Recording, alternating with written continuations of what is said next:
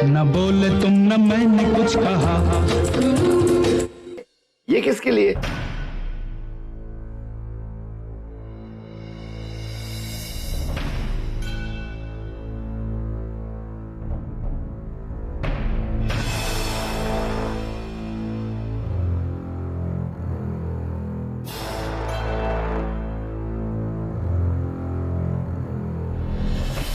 जी जी जी जी, आपके लिए। ओ, मेरे लिए?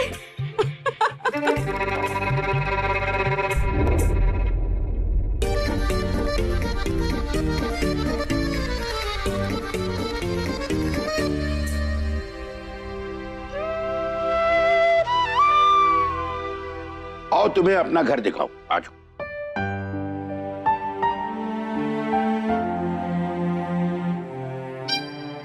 क्या है बेटा? अरे तू खड़ा खड़ा क्या कर रहा है? चल रसोई में मेरा हाथ बटा। 40 साल पहले पाई पाई जोड़ के मैंने ये घर बनवाया था।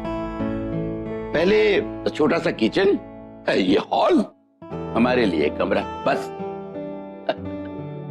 उसके बाद जैसे जैसे परिवार बढ़ता गया और कमरे बनवाते गए।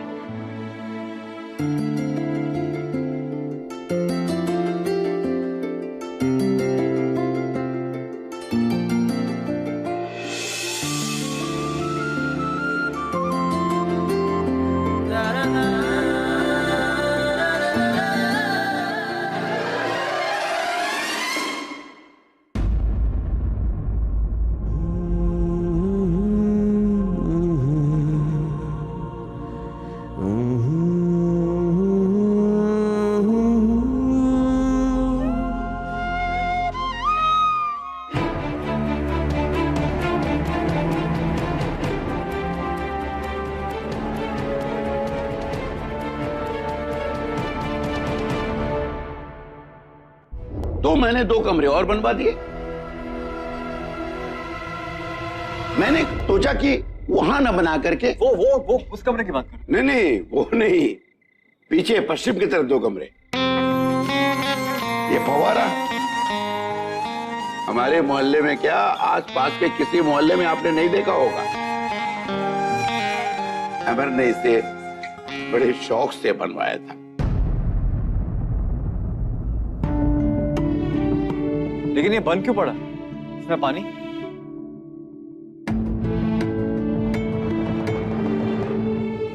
अमर के जाने के बाद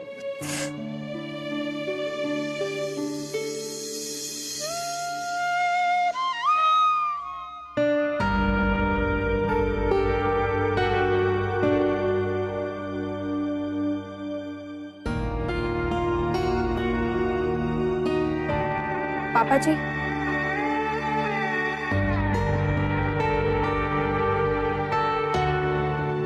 वो बुला रही। खाना तैयार। हाँ हाँ,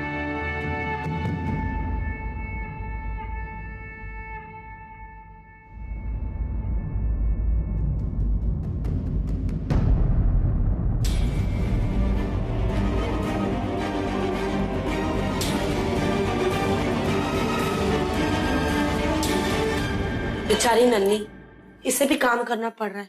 सही कह रही हो जीजी, अगर ये मेरा हाथ नहीं जला होता ना तो इसे बिल्कुल काम ना करने देती। पर इतना जल रहा है ना, मैं आपको क्या बताऊं। अच्छा, हाँ। आपका हाथ जल गया? दिखाओ तो। ये देख। ओहो, ये तो सच में बहुत जल गया। आपको बहुत तकलीफ होती होगी, है ना? मैं समझ सकता हूँ, लेकिन इसको ठीक करने का एक बहुत ही आसान सा तरीका है मेरे पास। हाँ, क्या तरीका है? अरे जीजी, जैसे लोहा लोहे को काटता है, जहर जहर को मारता है, वैसे ही इस जले हुए को भी ना जला हुआ ही ठीक करेगा।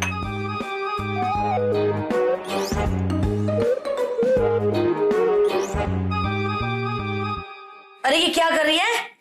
अरे ये जो जला हुआ चिमटा है ना, मतलब गर्म हो जाएगा, तो इसे आप अपने घाव पे लगा लीजिए। इससे क्या होगा कि आपकी चमड़ी की जो जली हुई परत है ना, वो इसे चिपक के बाहर आ जाएगी। उसके बाद घाव भर जाएगा और आपको आराम मिलेगा, है ना?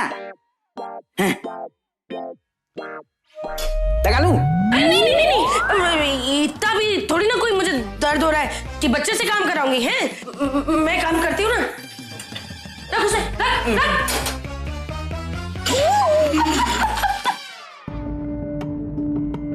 हम सब ऐसे ही साथ बैठकर खाते हैं। वो पिद्दी दिखाई नहीं। अदू अदू अदू कहाँ है? अरे वो क्रिकेट कैंप के लिए गया है, 2-1 दिन में वापस आ जाएगा। बहुत जिद कर रहा था।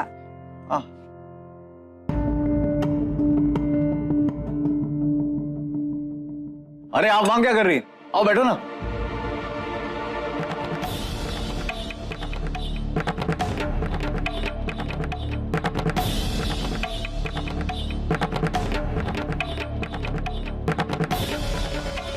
नहीं, वो बाद में खाएगी। सर्व करने के लिए भी तो कोई होना चाहिए ना। इसमें तो कोई प्रॉब्लम ही नहीं, हम अपने आप को सर्व कर लेंगे। या फिर बेटर आइडिया, गुरु तू सर्व कर, ले। आइए बैठिए।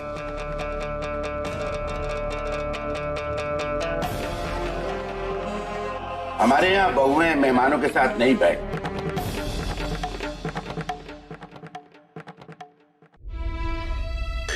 अरे आजा बेटा।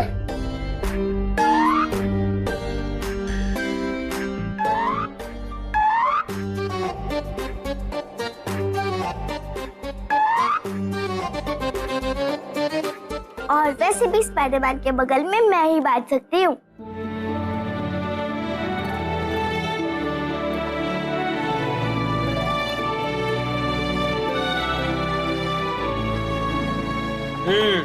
ये बढ़िया जी। मतलब किसी दूसरे के हाथ का बना हुआ खाना खाना अच्छा लगता है। ये एकदम सही कहा इसने। इसके हाथ का खाना एक बार खा लो, किसी के भी हाथ का खाना एकदम मस्त लगता है।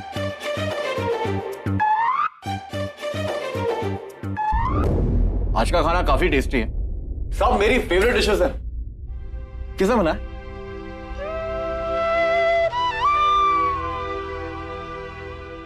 करेला लो, हमारे घर की फेवरेट डिश है। ये मेरी फेवरेट नहीं, लेकिन हो जाएगी आज से। Thank you.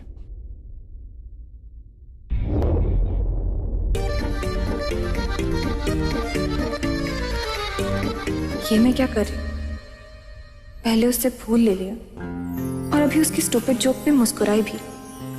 उस पे गुस्सा होकर भी गुस्सा क्यों नहीं हो पा रही हूं मैं?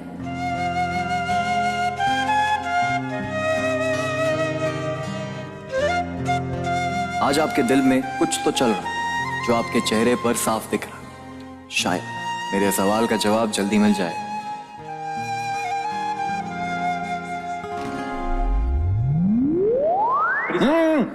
क्या कर रही है? मैं देता हूं ना।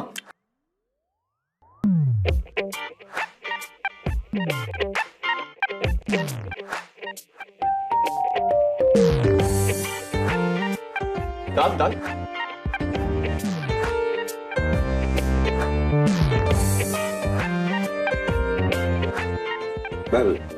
और लीजिए।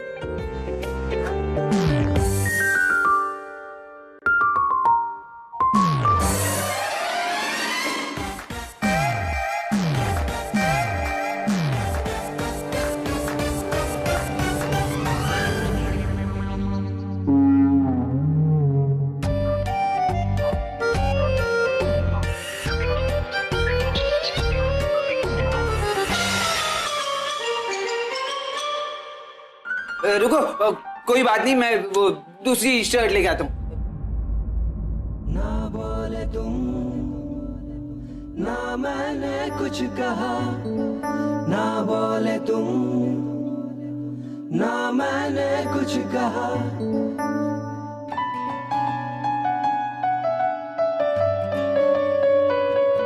एमी, जाओ बेटा अंदर जाके सो। मैं थोड़ी देर। बेटा बहुत रात हो गई, जाओ। भैया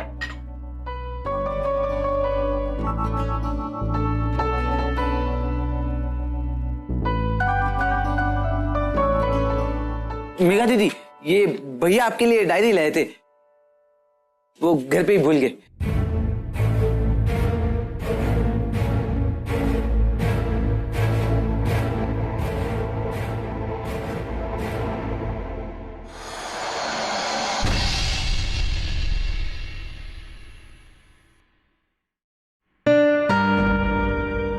अमर की डायरी। अमर की डायरी?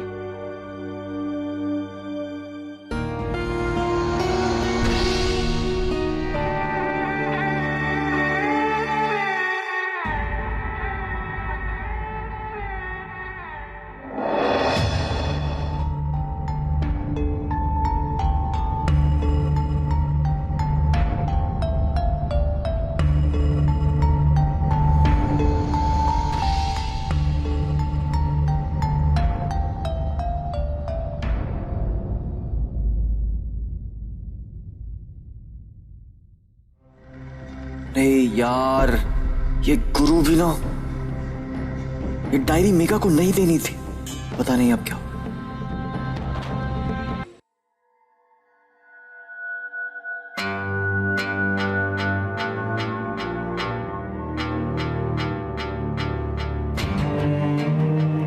जी, ये मुझे वो भोपाल वाले घर में मिली। वो सीडी का जिक्र भी इसी में था जो रामनाथन ने किया था।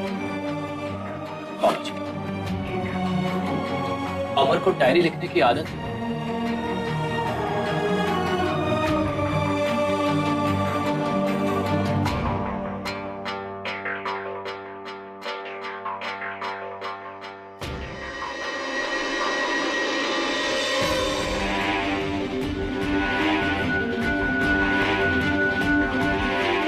बेटा, इसे बाद में पढ़ लेना है? हाँ मेघा,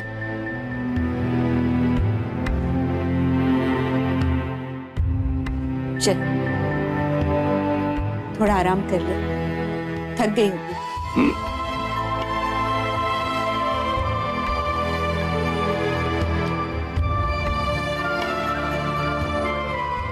पापा जी, आप भी कमरे में जाकर आराम कीजिए। आज का दिन हम सबके लिए बहुत भारी रहा है।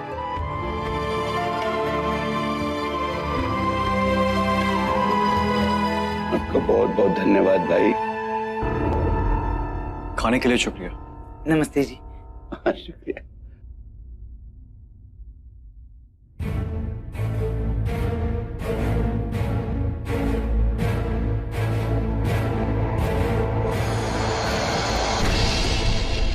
भैया, अरे मेरी बात तो सुनो, वो तुमने यार रखी थी तो मैंने। अबे गधे, सब गड़बड़ कर दी तूने यार। अगर वो डायरी देनी ही थी तो मैं दे देता ना, यहां क्यों छोड़ के जाता? पर जब उनके लिए ही तैयार किया था तो दी क्यों नहीं? ऐसे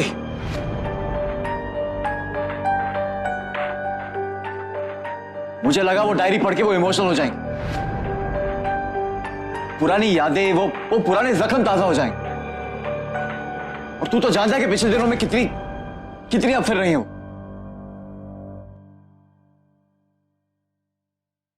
बस इसीलिए नहीं थी। जब भी वो डायरी पढ़ेगी तो ही अपने अतीत का सामना करेगी और तभी तो उससे बाहर निकल पाएगी, हैं? और ये बात तो तुम भी जानते हो कि उस डायरी के आधे से ज्यादा पन्ने तो कोरे हैं। अब जब तक वो पन्ने भरते नहीं है, डायरी तो अधूरी हुई ना। समझे?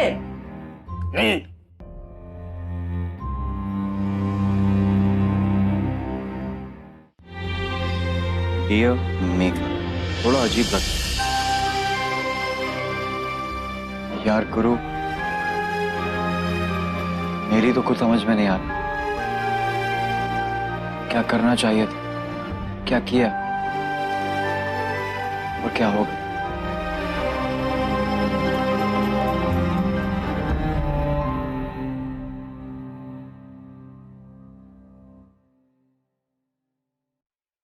हाय हाय, ये तो उस लफंगे की शर्ट है, यही छोड़ गया।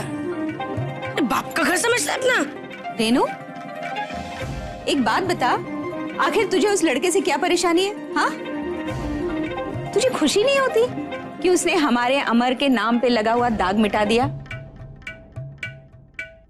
आज उसी की वजह से हम लोगों को अपना सर उठाने का मौका मिला है। उससे ज्यादा पता है मुझे क्या लग रहा है जीजी, कि आपको उसकी तरफदारी करने का मौका मिल गया। हाँ, इसी को ना पोछा बनाकर इस्तेमाल करूंगी मैं। अरे ये क्या हरकत है?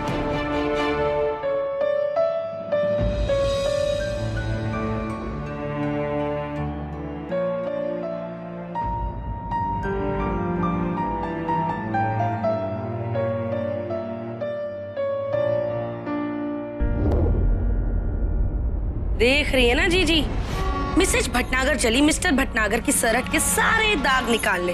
बस देखना ये है कि इनके साबुन में दम कितना है। टिंग टोंग, बढ़िया जा रही हो। इसी तरह दोनों मिलकर ना एक दूसरे के दाग मिटाते रहो। ये जो इतना फिकर दिखा रही है ना तुम मेघा, मुझे तो लग रही है कल ऑफिस पहुंच कर ना तू खुद ही अपने हाथों से उसे खाना भी खिला रही होगी। रेनू, जो मुंह में आए बके जा रही है, हैं?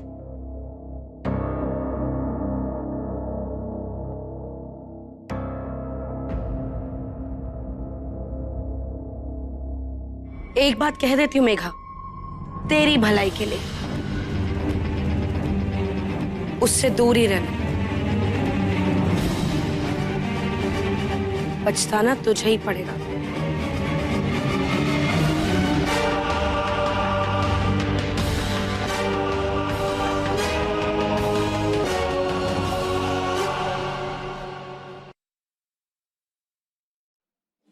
मेघा, तूने रेनू की बात का बुरा तो नहीं माना? ठीक ही तो कह रही हूँ। मोहन मेरे करीब आना चाहता है, इतना करीब कि अब मैं खुद डरने लगी हूँ।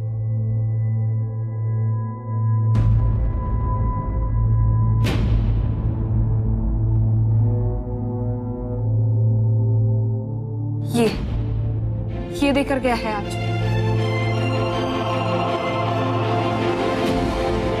मैं जब उसे रोकने गई तो मुझसे पूछता है कि किस हक से रोक रही है, और कहते कहते चुप हो गया। लेकिन मैं समझ गई उसकी बात। जीजी, तो तूने क्या जवाब दिया?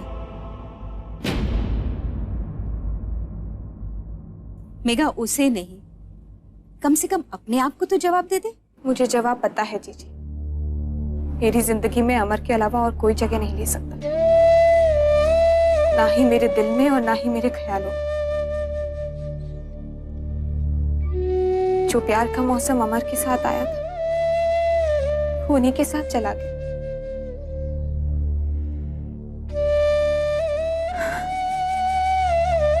मैं उसे जवाब दे सकती थी, लेकिन मुझे समझ में ही नहीं आता है कि मैं उसे क्या समझाऊं। कैसे समझाऊं कि उसे दुख ना पहुंचे। नहीं समझ में आता मुझे।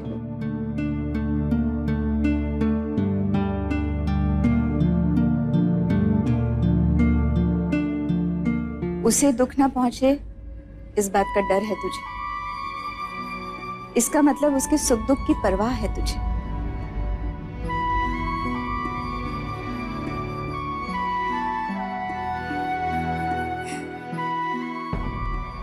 तू चाहे कुछ भी सोच ले पगली, लेकिन मेरा दिल कहता है कि बीता हुआ मौसम फिर से आएगा, फिर से बादल छाएंगे, फिर बरसेंगे, और तुझे फिर से भीगना होगा मेघा।